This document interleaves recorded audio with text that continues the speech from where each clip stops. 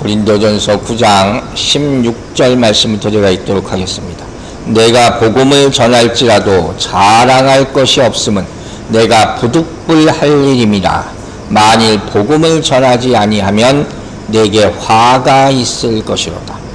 내가 내 자의로 이것을 행하면 상을 얻으려니와 내가 자의로 아니한다 할지라도 나는 사명을 받았노라. 그런즉 내 상이 무엇이냐? 내가 복음을 전할 때 값없이 전하고 복음으로 말미암아 내게 있는 권리를 다 쓰지 아니하는 이것이로다. 아멘. 자, 지난주 바울의 자랑이 있다 그랬어요. 우리 각자가 다 자랑이 있죠. 여러분도 자랑할 것이 최소한 한 가지는 있을 거예요. 자랑이 없다면 그것도 서글픈 거 아닙니까? 바울의 자랑은 뭐라고 그랬습니까? 자비량으로 복음을 전하는 것. 이게 바울의 자랑이에요. 죽을지언정 이 자랑은 나는 못 버리겠다. 이 정도로 여기에 대한 자부심이 강했어요. 왜 이렇게 자랑을 했느냐? 이 자랑은 세상의 자랑과는 다른 신령한 자랑이었기 때문에 여러분에게도 이런 신령한 자랑, 신앙적인 자랑이 있게 되기를 주의 이름으로 축원합니다. 로마서를 보면 8장 19절에 이런 말이 나와요. 피조물이 고대하는 바는 하나님의 아들이 나타나는 것이니. 이게 어려운 얘기 아니에요. 쉽게 얘기하면 무슨 얘기냐? 하나님이 만드신 모든 피조물에는 하나님 아버지의 형상이 나타나야 돼요. 그래야지 영광 돌리게 되잖아요. 이게 뭐예요?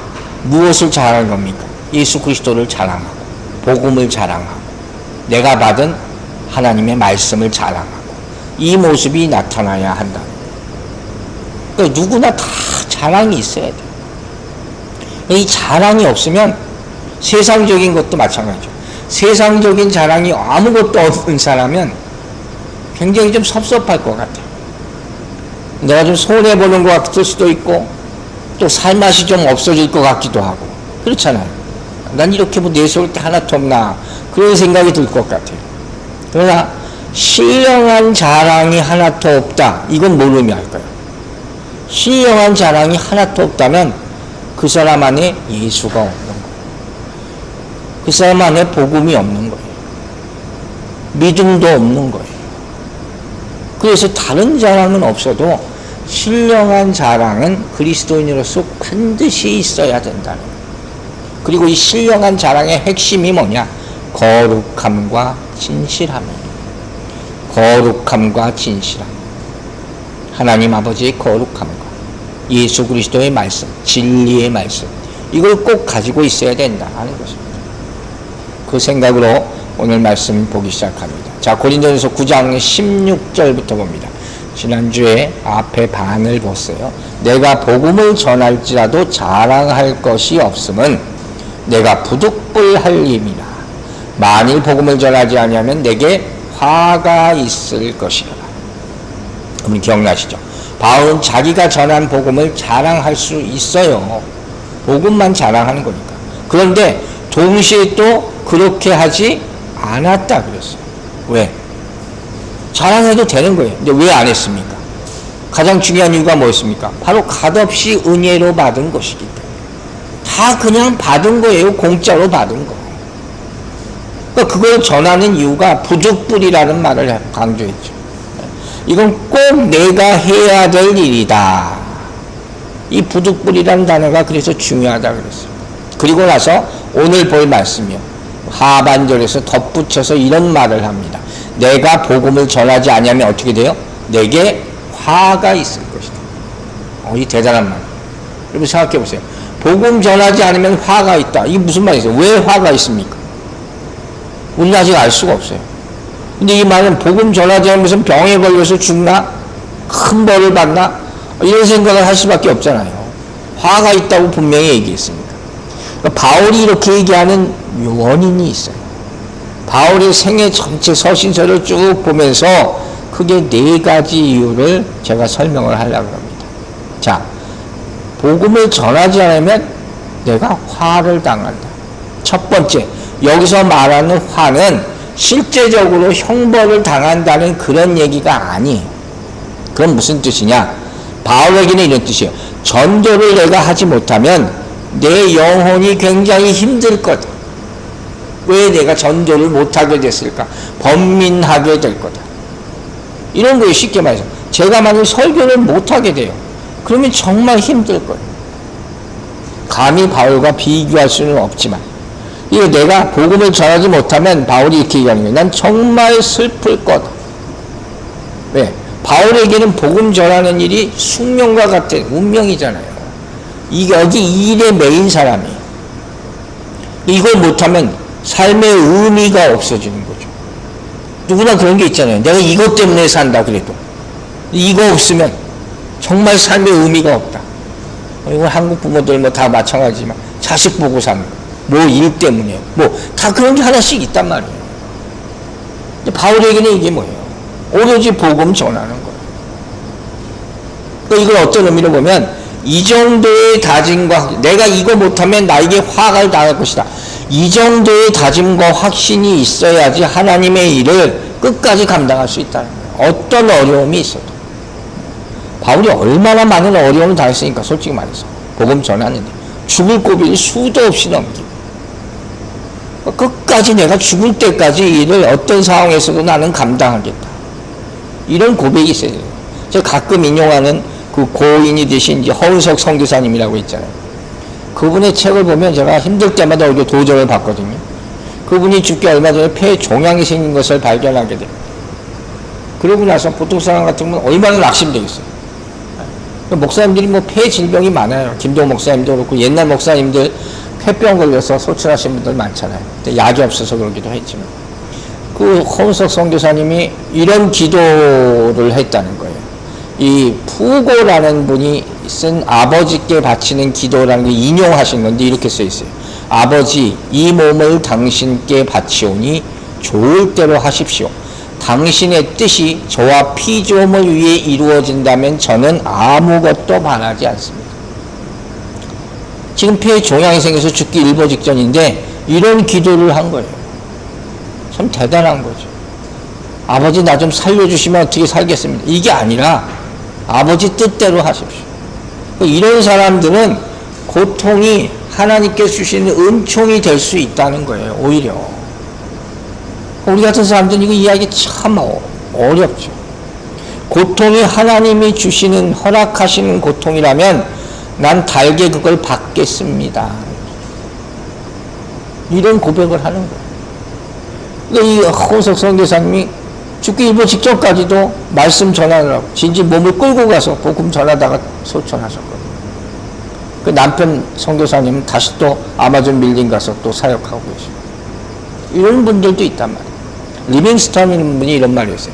소명은 생명보다 더 소중하다. 바울 사도의 삶과 딱 어울리는 말이에요. 소명이 생명보다 더 소중하다. 일반인들은 상상할 수 없는 것이죠. 근데 이 정도 돼야지 비로소 바울과 같이 사도로서의 권리를 행사할 수 있고 죽어도 이 권리는 포기하지 못한다. 이렇게 얘기할 수 있을 정도가 된다.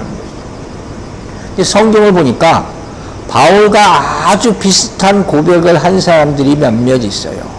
구약에서 예를 들자면 예레미야 선지자. 자, 예레미야서 20장 9절에 이런 말씀이 있어요.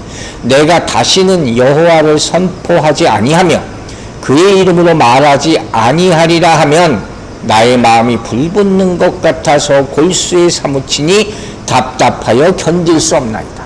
그죠? 예레미야 선지자도 이런 고백을 해. 내가 만약에 하나님의 말씀을 전하지 못하게 되면 나는 답답한 미칠 지경이 될 것 같다. 사도 바울의 고백과 너무 비슷한 고백을 하는 거예요. 또 제가 가끔 말하는, 제가 전도사 때 이 말씀 보고 굉장히 충격받았다는 말씀이 있죠. 에스겔서 33장이에요. 에스겔서 33장 8절 보세요. 가령 내가 악인에게 이르기를 악인아 너는 반드시 죽으리라 하였다 하자. 하나님께서 이렇게 말씀하시는 거예요. 근데 내가 그 악인에게 말로 경고하여 그의 길에서 떠나게 하지 아니하면 그 악인은 자기 죄악으로 말미암아 죽으려니와 내가 그의 피를 내 손으로 찾으리라. 이게 무슨 소린가? 하나님께서 악인에게는 멸할 거다 이렇게 명하셨잖아요. 근데 복음을 전하는 사람이 이런 악한 사람을 보면 그 말을 전해야 된다는 거예요. 근데 그 일을 하지 않으면 내가 그의 피를 내 손에서 차리라. 핏값을 묻는다. 이게 복음 전하는 사람에게는 숙명과 같은 말씀이에요. 그럼 우리 같은 사람들은 하나님 앞에 섰을 때 더 많은 질문을 받게 될 수밖에 없어요. 그 사명을 감당하는, 내가 대신, 나에게 대신 핏값을 묻겠다는 거예요. 전하지 않으면. 그래, 이게 얼마나 어마어마한 말씀입니다. 바울은 뭐 더할 나위 없죠. 바울이 수많은 곳을 다니면서 수많은 말씀을, 복음을 전하잖아요. 그 가운데 에베소서를 보면, 에베소 교회에 갔을 때 유명한 설교를 하죠. 에베소 교회 장로들에게 고별 인사를 하는 장면이 나와요. 자, 사도행전 20장 20절 21절 유명한 말씀이죠. 유익한 것은 무엇이든지 공중 앞에서나 각 집에서나 거리낌 없이 여러분에게 전하여 가르쳐. 항상 복음을 어디서나 전했다는 거예요. 유대인과 헬라인들에게 하나님께 대한 회개와 우리 주 예수 그리스도께 대한 믿음을 정하는 것이다. 평생 이 일만 하고 다녔다는 거예요. 이게 바울의 사명감이에요. 어떤 사명감이냐? 선지자적 사명감이라는 거예요. 항상 그런 긴장감 속에 살았어요, 이 사람이. 그러면서 어디 가든지 사람이 많든 적든지 간에 항상 복음을 전하는 것만 생각하고 살았다. 그러니까 내가 이걸 안 하면 화당할 거다. 이 뜻이라고. 자, 두 번째, 왜 이걸 복음을 전하지 않으면 화를 당할 것이다, 이런 고백을 했느냐. 여러분 생각해 보세요. 바울이 평생에 자기의 정체성으로 여기는 게 있어요.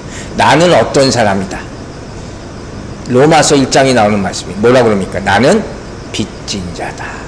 그렇죠? 항상 이 사람이 이걸 생각해요. 무슨 빚입니까? 빚입니까? 복음의 빚. 로마서 1장 14절. 헬라인이나 야만이나 지혜 있는 자나 어리석은 자에게 다 내가 빚진 자. 바울이 무슨 빚을 졌어요? 복음의 빚. 복음의 빚을 졌어요. 그가 복음을 전할 수밖에 없는 이유는, 안 그러면 화당할 거야, 이렇게 얘기한 이유는 뭐라고요? 예수부터 받은 복음을 다시 갚을 길이 없어요. 어떻게 하나님께 돌려줄 거예요? 제 얘기를 여러 차례 합니다. 그거 어떻게 하라는 거예요? 하나님께 돌려줄 수는 없으니까 누구에게? 제3자에게. 이게 복음을 전하는 이유가 되는 거예요. 여러분, 빚 갚는 사람이 빚 갚았다고 그게 자랑스러울 게 하나도 없잖아요. 당연히 갚아야 되는 거죠. 그래서 부득불이라는 말씀인 거예요. 빚진 자로 평생 사는 삶이니까 안 갚으면 화를 당할 것이다.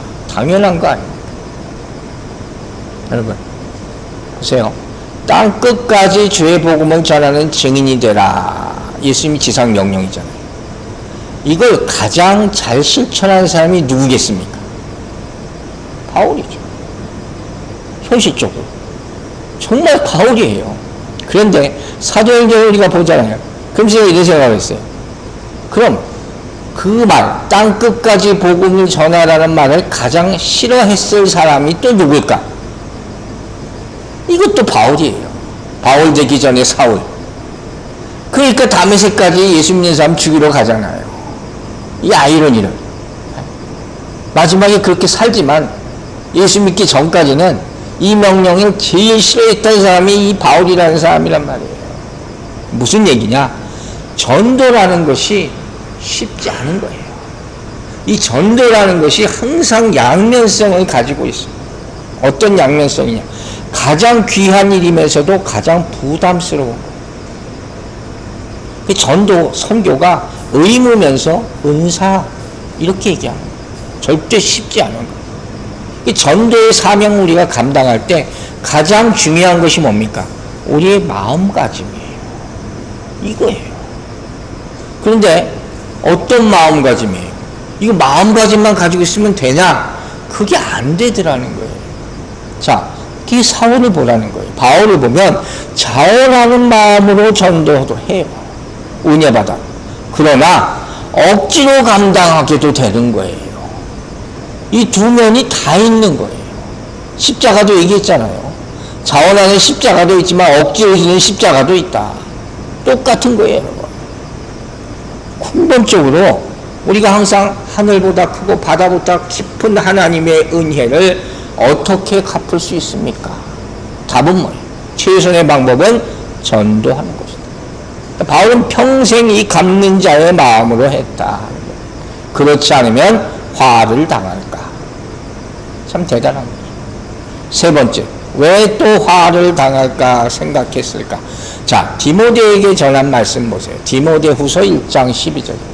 이로 말미암아 내가 또 이 고난을 받되 부끄러워하지 아니함은 내가 믿는 자를 내가 알고 또한 내가 의탁한 것을 그날까지 그가 능히 지키실 줄을 확신합니다.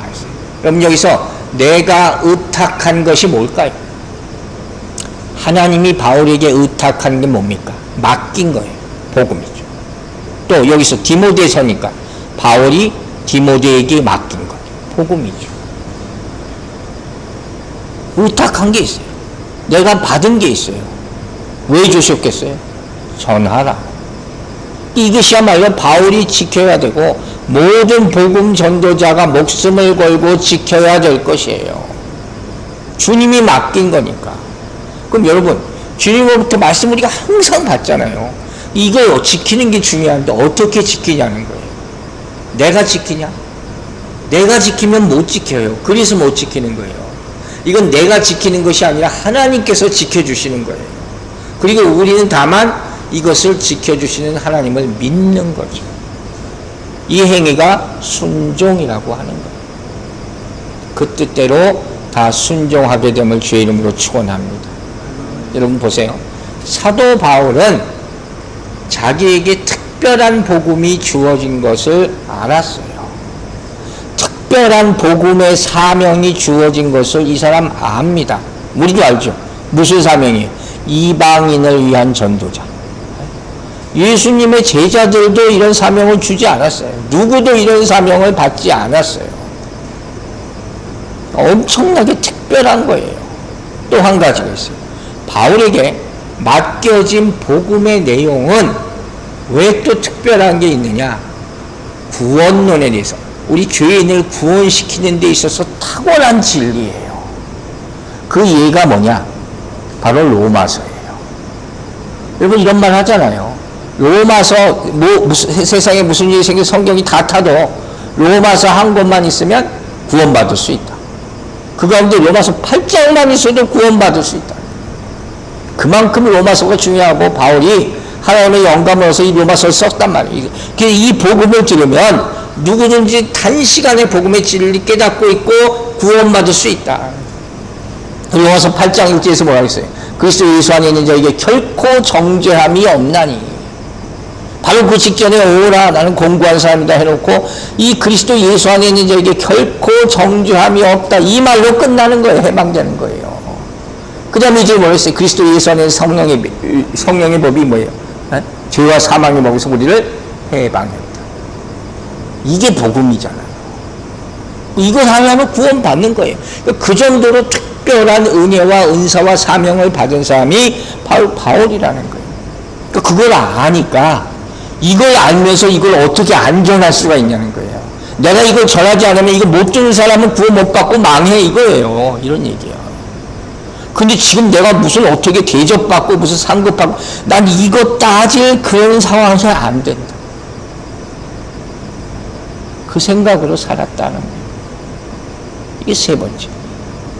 이거 전하지 않으면 화당한다. 마지막으로 하나만 더 예를 들게요. 자, 화를 당할지어다. 일단 네 번째 이유. 갈라디아서 4장 14절을 뽑았어요.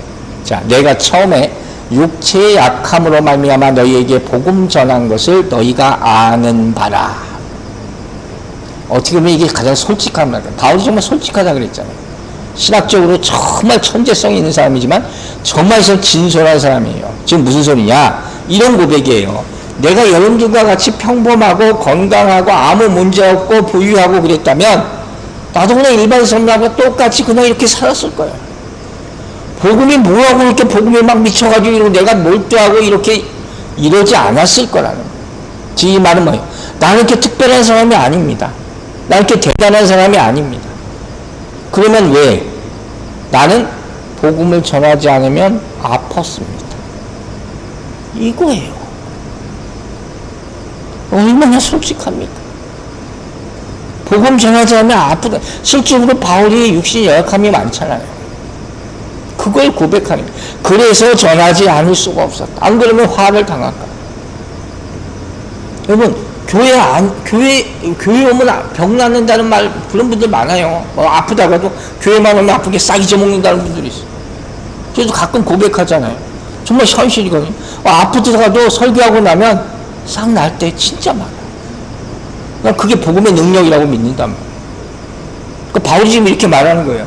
여러분들이 나에 대해서 이렇게 저렇게 뭐라고 아무리 말해도 나는 다 상관하지 않는다. 왜? 나는 복음을 전해야 될 이유가 이처럼 절박하기 때문이다.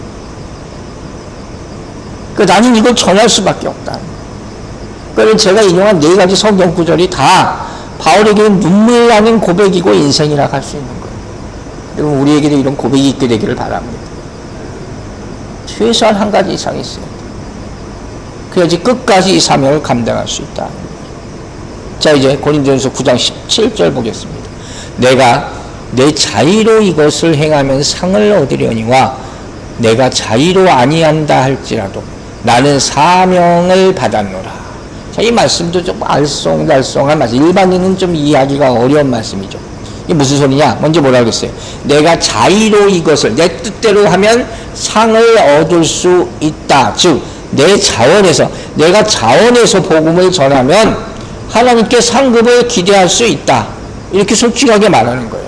그런데 자원에서 내가 전하는 것이 아니라면 그냥 내가 책임을 맡아서, 하나님이 일을 맡겨서 그래서 하는 거다. 그 사람은 상급을 달라고 요구할 수가 없다 하는 거예요. 바울이 강조하는 건 뭐예요? 나는 후자라는 거예요.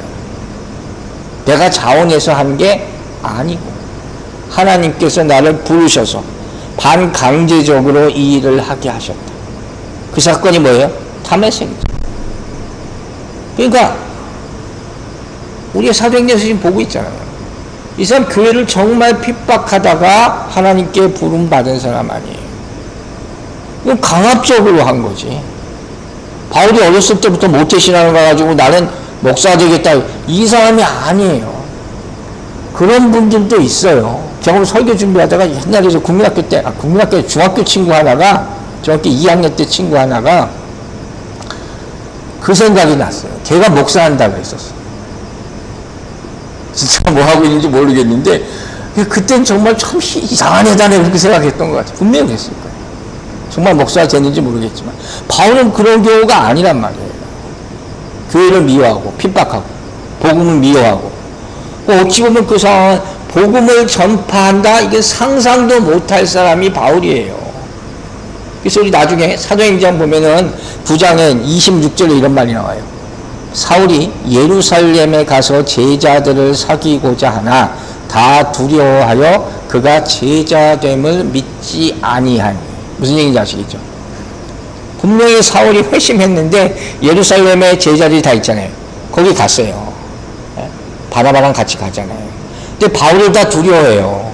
아직까지 사울이 회심했다고 믿는 사람이 없어요. 바울이 바나바가 도와주지 않았으면 거기서 쫓겨날 거예요. 자기가 하는 행동이 있잖아요. 근데 하나님께서 그의 악한 행동을 막아주시고 은혜로 오히려 복음 전하라고 사명 주셨잖아요. 그래서 얘기하는 거예요. 부득불 내가 이것을 할 뿐이다. 평생 이걸 극각하는 거예요. 이제 조금 믿음이 이제 서여졌다고 내가 한 거예요. 이게 아니라는 거예요. 나는 그거 못할 사람이었다.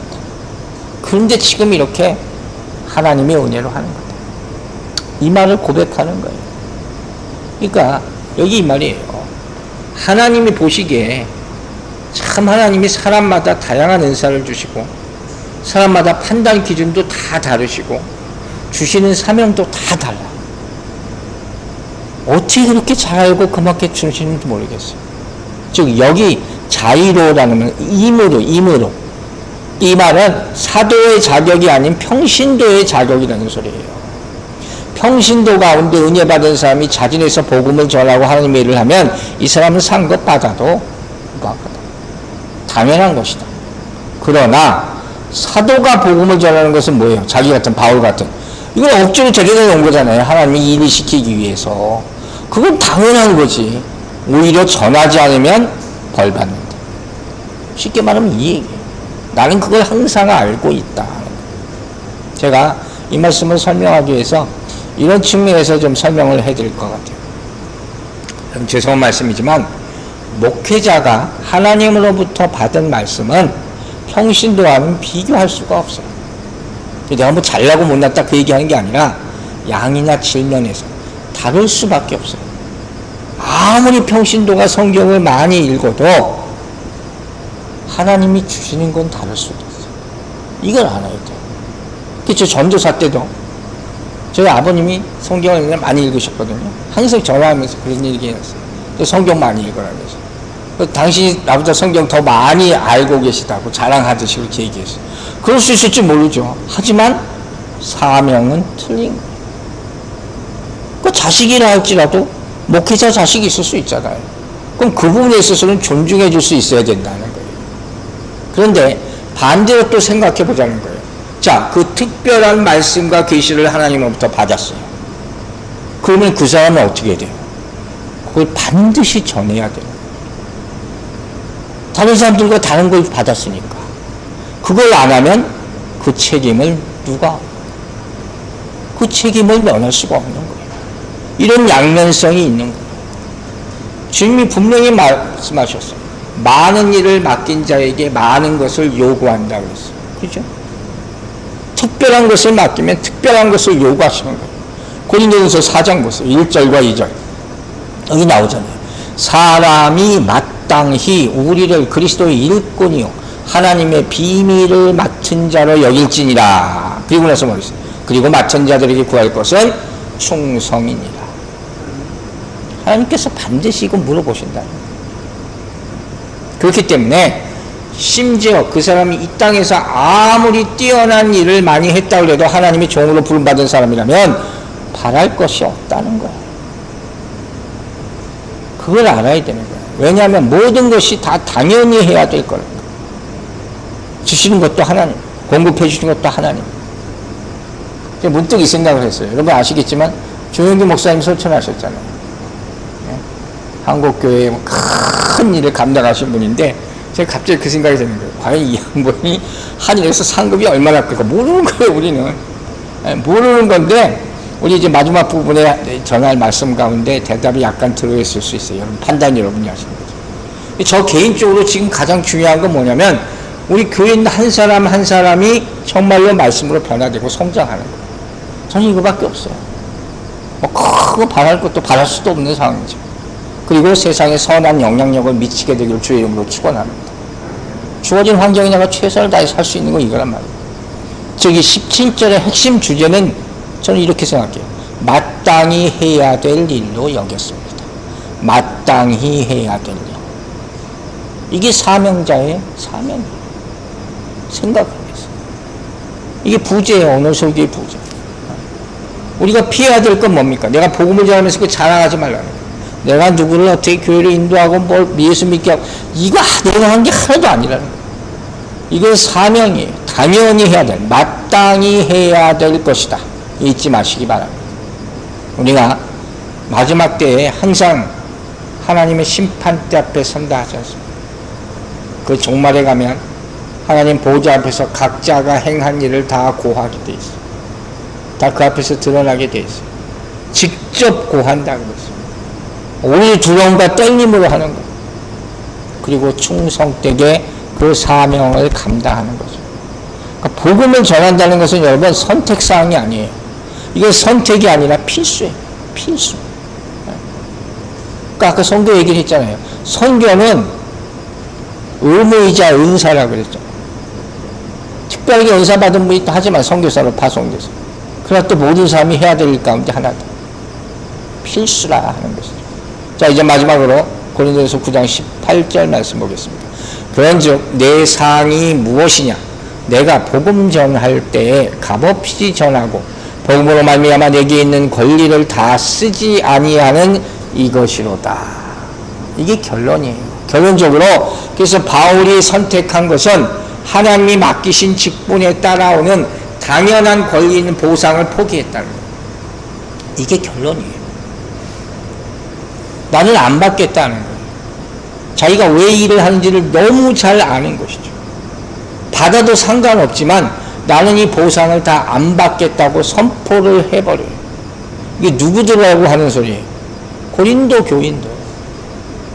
고린도 교인들 가운데 자유다에서 자유를 안 받, 이제까지 배웠잖아요.